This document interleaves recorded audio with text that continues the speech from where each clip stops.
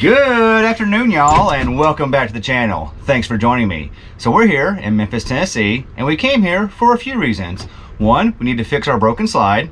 Two, we have some upgrades that we want to perform while we're here. And three, we need to get caught up on normal life things because we just spent a month caravanning with our entire family. So we need some downtime. Today is all about the upgrades. And we just got our 2 packages in the mail. They're going to help us change out some things on our RV. We got this first box right here, which runs the next box. And then the big one. This is our new RoyPow lithium battery. That's right, we're going lithium. So before we get into why we're going lithium or how to install it, let's see what's in the box. We have partnered with RoyPow Batteries, which are famous for making golf cart batteries and forklift batteries. Well, now they have a subdivision called PowerUrus, which makes 12-volt RV batteries, and they sent us a 12.8-volt 100 amp hour LiFePO battery. If you're gonna go lithium, you actually have to do some things to your RV if you want to get the full benefit of using a lithium battery, and that is you need to update your converter. So we went with the Progressive Dynamics PD9160AL. And the reason you have to do that is the stock converters only put out about 12.8 volts, and these lithium batteries need around 14.6 volts to fully charge. You could run the stock converter on a lithium battery, but you will never actually fully charge it till its full potential. It'll be about 80% charged. Today, we're gonna talk to you about why we went with lithium and how to install all this stuff to make it work on your RV. I have some exciting news for you. RoyPow has agreed to let us give one of these batteries away to one of you guys out there. That's right, we're gonna be giving away your very own 12.8 volt, 100 amp hour lithium ion battery from RoyPow and their sub-brand PowerUrus. Now, in order to get yourself entered to win, head over to pavingnewpaths.com and get yourself any of our merch. Any merch from our merch store will get you entered to win one of these batteries for yourself. The contest will be running from today, March 23rd through April 2nd. So head over to pavingnewpaths.com and get some merch while you can and get yourself entered to win one of these batteries. Why are we going lithium? Well, there's a few reasons. Number one, we have a lead acid battery right now that is going on 5 years based on the date code. So it's probably getting close to its lifespan and it's gonna need to change soon anyway. Plus, it's very heavy. This guy right here only weighs 27 pounds. So we're gonna lose a lot of weight that is right up here in the front that is directly on the truck when we're traveling. Now, I know it's not a lot of weight, but any weight is good weight when you can lose it on an RV. Another reason why we're going lithium is because we recently were in a park for 2 days with no power, and we decided to see how long our stock lead acid battery would run the RV. Obviously, we don't have an inverter, so nothing 120 is live in there, but you still need your battery to run your furnace, your refrigerator, and all your 12-volt lighting circuits, and just about everything in the RV that is not 120. And at 6 hours, the light started dimming, and we had to fire the generator up to charge the whole system back up and run 120. So if we don't have an inverter and we don't have any solar, what's the point of going lithium? Well, it's because a lithium battery can actually run your RV down to almost a 0% discharge, whereas the lead acid batteries only run to about 50% discharge, and any lower than that, usually you ruin the battery. This guy right here will last way longer than that stock lead acid battery in there. Plus, it's better at being drawn down almost to zero and will recharge itself multiple cycles. I think it's 3,500 cycles on these before they need to be replaced. Since we never have a plan to live off grid, we like the idea that potentially, if we had no power, we could go much longer than 6 hours for firing the generator up. We're not ever planning on increasing our capacity by adding inverters, solar panels, or more batteries. We just wanted to upgrade our stock lead acid battery to a lithium so it can run everything for a longer period of time without firing the generator up, and it will last a lot more cycles of completely discharging and charging. You actually don't need a battery in your RV if you're on full hookups. That's because the converter right there provides 12 volts from your AC input to the RV to run all your 12-volt circuits. The only time you actually need a battery in an RV is if you don't have full hookup. When you're traveling, it's gonna run is your 12-volt circuits for your refrigerator to keep it running. It's gonna run your one control system. It's gonna run your power jacks until you get hooked up on full power.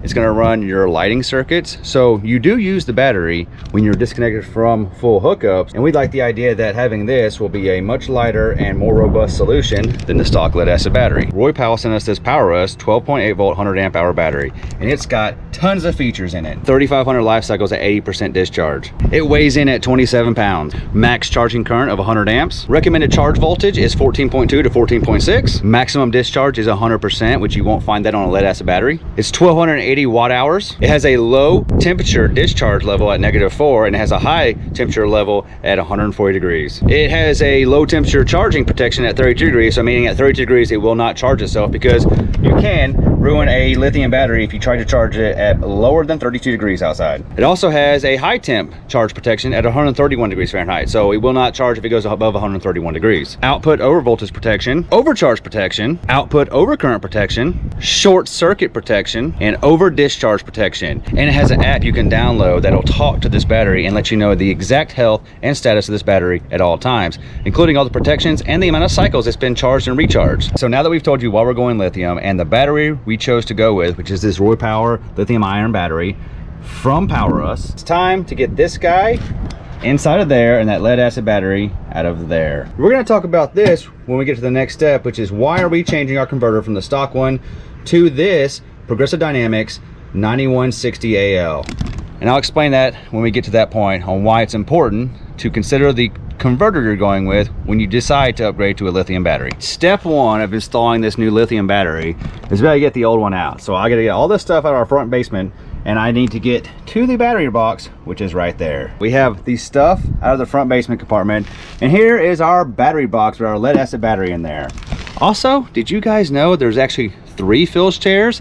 We have the original and we have 2 fill-ins. So if y'all want to come out and meet Phil's chair, stay tuned, because we have a video coming out soon. We're going to tell you guys where we're going to be for the rest of the year. We have our stock lead acid battery out of the way, and we have it set up over there next to the new one. We're going to get Alicia and ask her to try to pick both up for us and see what she thinks about the difference in the weights. All right, so I've been trying to explain to Alicia the difference between the lead acid and the lithium, and all she says, does it work better? Right, and this one looks bigger than this one, so I don't understand why we're replacing it. So the one thing I can show her is how heavy they are. So we're gonna have her pick up the old one and the new one and let her decide which one is the one we should go with. Okay, which one first? Pick up this one first. This is the lead acid. This is the one we had, right? Yeah, be ready. Oh my gosh, I can barely lift it. How much does that weigh? I'd be lying if I guessed, but probably at 75 pounds. Oh my god, well, I'm surprised I can even lift it at all. That's crazy.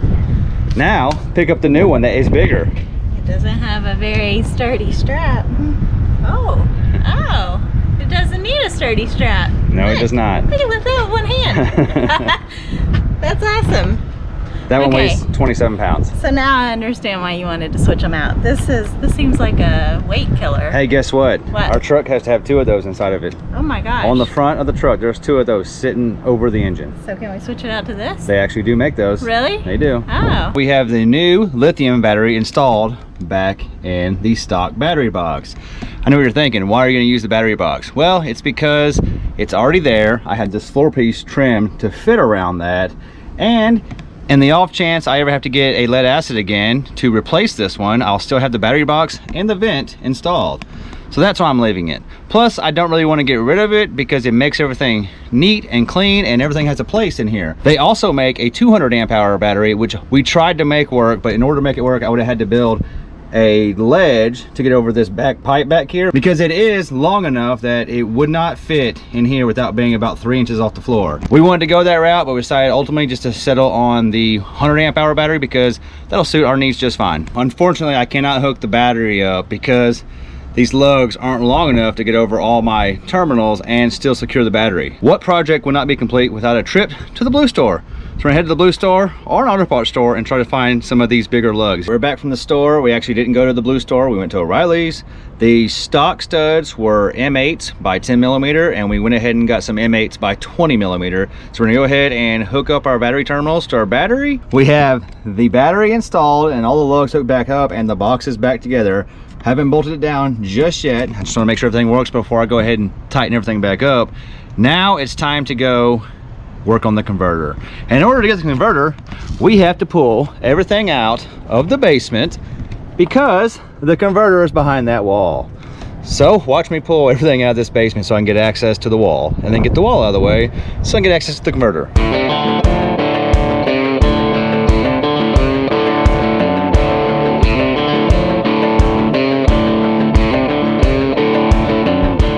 we got the basement cleaned out, and for most of y'all might have a 45-degree angle board right here that covers up your water pump, your converter, and all kinds of things. We actually moved our wall and modified it, so now we have a squared off version. I gotta take this one off right here and this one off right here, and my converter should be right there. If you've never seen behind the wall is the greatest example of how you should run every wire and plumbing component if you ever do it yourself. The RV industry has set the standard, and if you ever do anything like this, this is exactly how you do it. So what I'm about to show you is the blueprint for how you do things. You run all your wires and all your hoses just like that, because that's the easy way to do it. I don't understand why they don't take more time, because to me, it takes the same amount of time to do it wrong as to just do it right, but it would benefit the end user, myself, or any future technician or dealership that has to work on it, if you had things ran in a nice, neat way to where you can actually get to it and service it. So there's this rat nest back here.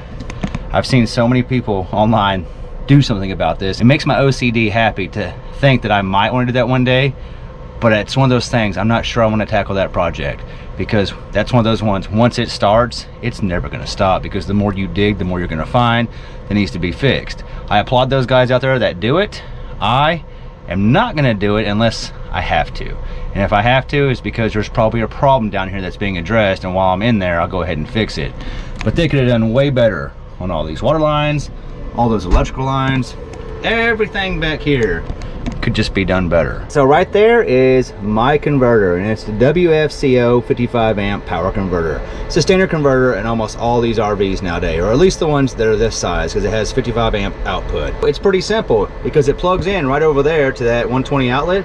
You just unplug that on one of these two leads in the ground, and you pull it out of its place, and then we'll replace it with the new one and hook it up the same way. All right, I just checked the voltage on the stock converter, and it's putting out 13.64 volts.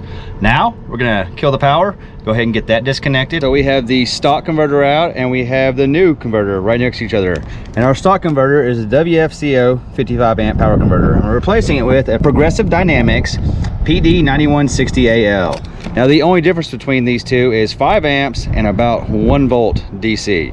So the stock one puts out 13.6 volts at 55 amps, and the Progressive Dynamics one puts out 14.6 volts at 60 amps. I've already verified with Progressive Dynamics that the difference in amperage should not be a big deal. It's almost a direct replacement. WFCO actually makes an auto detect converter to charge lithium or lead acid, and I was actually going to buy that. I actually reached out to them, and I was doing research on this, and the more I researched it, the more I found through the forums and actual people who have done the conversion that the auto detect one usually does not work. So you're stuck with it not detecting the lithium battery, and then it just puts out the power for a lead acid, which in the end doesn't actually charge the new lithium battery to full capacity. So after speaking to several of you guys who have actually done this before and the forums, I was led to the Progressive Dynamics model. So this one right here is just for lithium batteries. So that being said, I'm going to be keeping this one around just in case I ever have to go back to a lead acid, because this one will overcharge lead acid. This one will not fully charge a lithium. So another thing about converters, both of them have this. So the stock one has these fuses right here, and the Progressive Dynamics one has the fuses right here. These fuses are for your output, your 12 volt output, right here as well. So if you're ever on full hookups and all of a sudden you start having problems with your 12 volt circuit, it's because one of those fuses is likely blown. So when these blow, it kills this output, meaning the converter is no longer supplying 12 volt DC to the RV. Well, that's also the circuit that charges the battery. So when there's no voltage coming out of this converter, your battery is now running the RV, and eventually the battery's gonna go dead, and so will your RV. So if you're on full hookups and things are being weird, check these fuses. They're not in the greatest spot to get to because they're usually behind the wall or in somewhere random that's really not convenient. But that's usually what's going to happen, is these fuses are blown and you need to replace them to fix your output on your converter. We're about to put this guy in right here. Going to confirm the voltage, make sure everything's good to go, and then this project should just be about over. We have the new converter installed, and we verified that the output voltage is about 14.5, and it's actually a two-stage charging. So it's going to charge at 14.5 until the battery is charged, then it reduces to 13.6. And we verified everything is good. We can hear the fan running, so the converter is now operating properly, charging our lithium battery. All that's working, and I think before you close the wall up, if you decide to do this yourself, now is a good time to go ahead and check out all your water connections and anything else that might be going on back here. The last time I was back here, I found a water leak. Well, right now I'm checking to make sure that those are not leaking and there's no new ones. Always a good time to find it before it becomes a problem. So we got everything hooked up and it's running, and I decided to connect my phone with the RoyPow app. And now we can see that the battery is actually charging. It's at 12% right now. It's got 13.2 volts, 33.8 amps.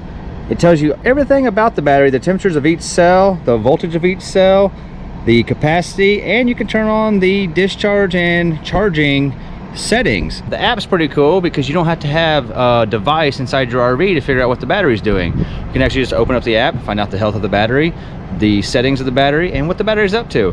So that's pretty cool. We verified everything is working, so we're gonna start buttoning everything back up, picking up all of our mess out here because everything's out here in the yard. This was a pretty easy project, and if you want to do it yourself, it shouldn't take no time at all. You're just replacing a battery and you're swapping out a converter. Now remember, we're going to be giving away one of these lithium-ion batteries to one of you guys out there. The contest is going to run for 2 weeks starting today.